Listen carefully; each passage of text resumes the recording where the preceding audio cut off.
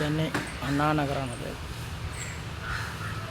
ചന്ദ്രമൗളീശ്വരർ അമ്പലത്തിൻ്റെ ആദ്യ ഗോപുരം. ഒരു തെരുവാണ്.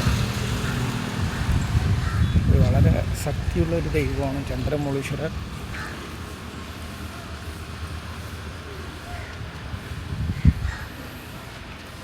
പൈത്തേരിയിലാണ് ഞാൻ നിൽക്കുന്നത്.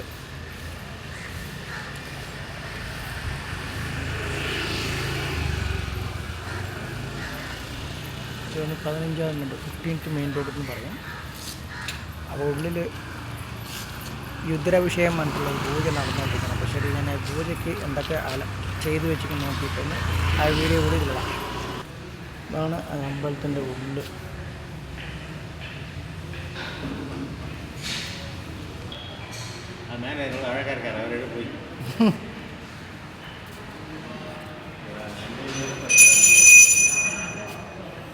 ഇതാണ്